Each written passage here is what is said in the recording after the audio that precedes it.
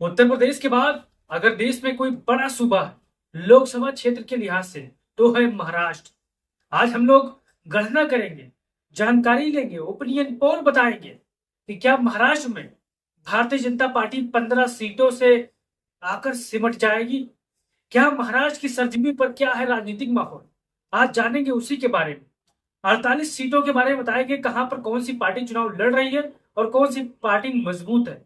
आप इस वीडियो पर पहली बार आए हो साथियों, तो चैनल को सब्सक्राइब करके बेल आइकन को दबा लीजिए। आप 10 भक्त होंगे तो अंतिम में अपनी राय जरूर दीजिएगा, अनभक्त होंगे तो आपकी बार महाराष्ट्र में भी 48 पार कर रहे होंगे। तो चलिए शुरू करते हैं। जिस हिसाब से इन दोनों शख्सों ने, इन दोनों नेताओं ने जमीन पर उतरकर बाबा बाला साहब ठाकरे के बेटे हो, चाहे चाहे शरद पवार हो, इन दोनों ने मेहनत किया।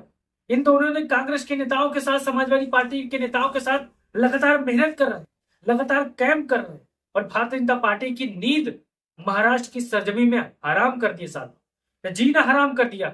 क्योंकि भारतीय जनता पार्टी ने जिस हिसाब से मोल भाव करके सिंधे को अपने पास लाए, मुख्यमंत्री बनाया, लेकिन जनता यहां उनसे नाखुश है भाई।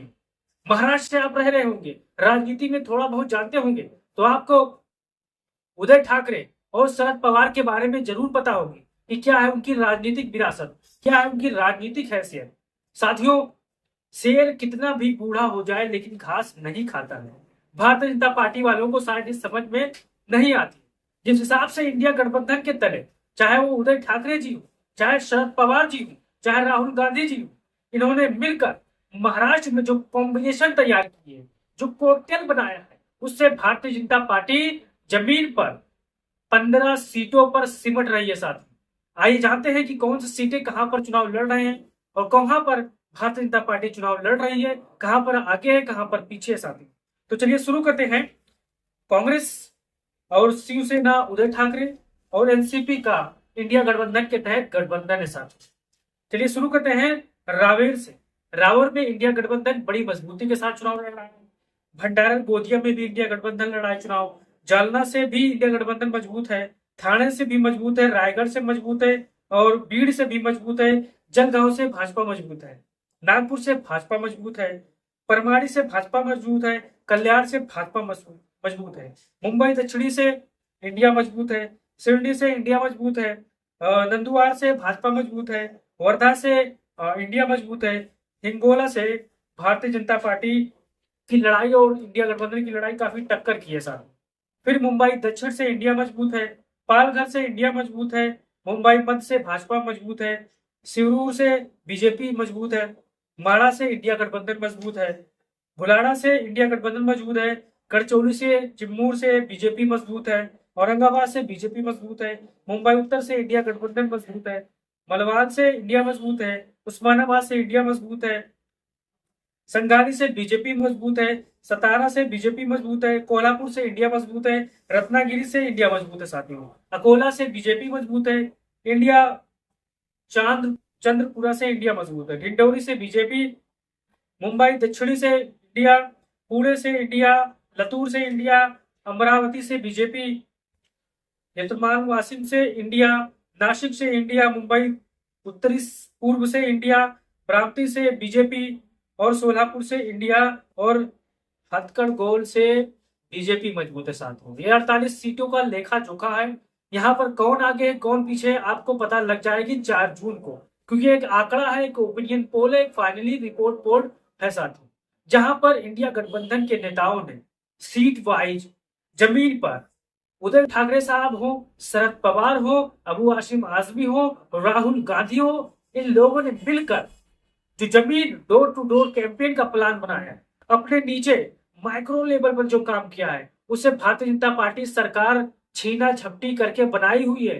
फिर भी यहाँ पर वो हैरान है साथियों। आप विधायकों को खरीद सकते हो करोड़ों अरबों लाखों में, लेकिन जनता को कैसे खरीदोगे आप? क्या जनता को आप खरीद सकते हो? जनता महंगाई से परेशान है, बेरोजगारी से परेशान है और बंबई की जो हालत है आप सभी जानते हो साथियों। क्या कानून व्यवस्था की स्थिति है एनडीए गठबंधन के साथ, जिस हिसाब से शिवसेना में तोड़फोड़ की गई, शरद पवार की पार्टी में तोड़फोड़ की गई, उससे यह साफ जाहिर है कि भारतीय जनता पार्टी मुंबई में, महाराष्ट्र में हताश है, निराश है। क्योंकि उत्तर प्रदेश के बाद सूबा सबसे बड़ा जो है वो महाराष्ट्र साहब, 48 सीटों वाला दूसरा सबसे बड़ा राज्य। यहाँ पर भारतीय जनता पार्टी असमंजस की स्थिति में है, सर खुजला रही है, करे तो करे क्या, बोले तो बोले क्या। यहाँ पर भी प्रधानमंत्री आते हैं, उल जलूल बोलते हैं, फिर हेलीकॉप्टर बैठ के चले जाते हैं। लेकिन यहाँ की जनता सबसे ज्यादा इंडिया गठबंधन के नेताओं को लाइक कर रही है, चाहे उदय ठाकरे जी हो, चाहे शरद पवार जी हो, चाहे सुप्रिया सुले हो, चाहे जितने भी इंडिया गठबंधन के नेता आते हैं, सबको पसंद कर रही है। उनके क्षेत्र में, उनके लोकसभा क्षेत्रों में लगातार कैंपेन जारी है साथियों। और ऐसी क्षेत्र हैं जहां पर 1-2% से स्विंग हो रही है वोटें, वहां पर आपको पता चलेगी 4 जून के बाद कि अंतिम में क्या होगा महाराष्ट्र। जो ओपिनियन पोल आ रहे हैं, जो जमीनी सर्वे आ रहे हैं, मैं आपको बताता चलूं, इंडिया गठबंधन 33 सीटें जीतता नजर आ रहा है। वहीं पर भारतीय जनता पार्टी जो गठबंधन है वो 15 सीटों पर ही उनको संतुष्टि मिल रही है साथियों। यानी जो महाराष्ट्र की सरजमी है वो हवा बदल चुकी है। बदल क्यों चुकी है? क्योंकि जनता जानती है कि आप तोड़फोड़ कर लोगे, अब किसी भी पार्टी के नेता को खरीद लोगे, लेकिन जनता को कहां से लाओगे? जनता इंडिया गठबंधन के साथ खड़ी है, और जो भावना की वोट है, सिंपैथी की वोट है, वो इंडिया गठबंधन की तरफ जा रही है साथियों। प्रधानमंत्री मोदी हो, अमित शाह हो, इन्होंने एड़ी से चोटी तक महाराष्ट्र में जोड़ लगाई। महाराष्ट्र के घर घर तक आरएसएस के कार्यकर्ता पहुंच रहे हैं, लेकिन वो रिपोर्ट ये दे रहे हैं कि इंडिया गठबंधन यहाँ पर मजबूत है। और हाल पिक्चर खराब है साथियों। हर प्रदेश में भारतीय जनता पार्टी की सीटें कम हो रही है, चाहे यूपी हो, चाहे महाराष्ट्र हो, चाहे मध्य प्रदेश हो, चाहे राजस्थान हो, चाहे बिहार हो, चाहे जो स्टेट हो। अगर भारतीय जनता पार्टी पूरी की पूरी सीटें जीती है तो उन सीटों में गिरावट आ रही है साथियों, और थोक के भाव, दर्जनों के भाव गिरावट आ रही है। आप महाराष्ट्र के होंगे या उत्तर प्रदेश के होंगे तो आप अपनी राय जरूर देंगे। वीडियो शेयर करिए, चैनल को सब्सक्राइब करिए। जय हिंद, जय भारत, जय समाजवाद।